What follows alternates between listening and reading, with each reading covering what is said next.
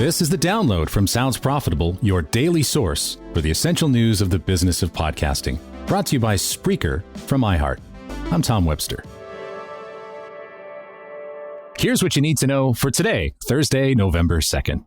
First, from PodPod, and from us, and from Lower Street. Sounds Profitable launches a branded podcast directory in partnership with Lower Street.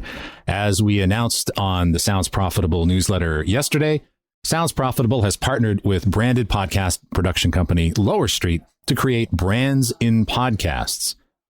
The public directory for branded audio currently contains over 500 podcasts and currently has open submissions. In addition to the directory, Brands in Podcasts intends to release a branded podcast benchmark report in the next few quarters, built from both the database and some survey responses aiming to define the size of the branded podcast market for the first time. In Marketing Brew, marketers to spend most of their holiday budgets in November.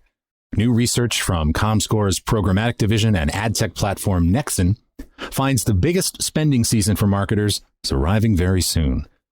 An industry survey of marketers who manage programmatic holiday ad budgets found that 75% of holiday budgets are finalized by September, and 97% are locked in by October.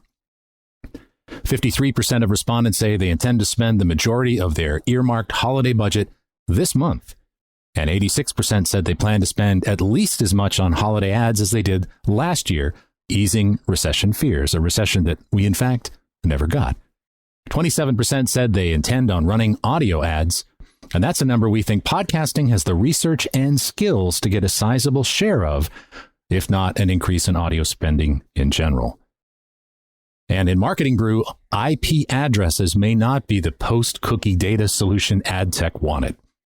In mid-October, Google announced intentions to experiment with a feature in Chrome that would cloak a user's IP address, following Apple's lead from 2021 when they started hiding user IP addresses in Safari and Mail as a part of iCloud. Most phones currently have the ability to use a third-party VPN for all external calls, meaning to a degree, many companies are seeing non-user specific IPs already. That said, the kind of person who regularly uses a VPN, like me, I guess, is largely a die-hard tech-savvy power user. Maybe not. Google and Apple are exploring a similar option in browser, and this may likely increase adoption rates over third-party VPN solutions, especially if they take the next logical step and expand to device-wide protection. Google's IP protection in its current state blocks IP for third parties, but specifically allows it for publishers.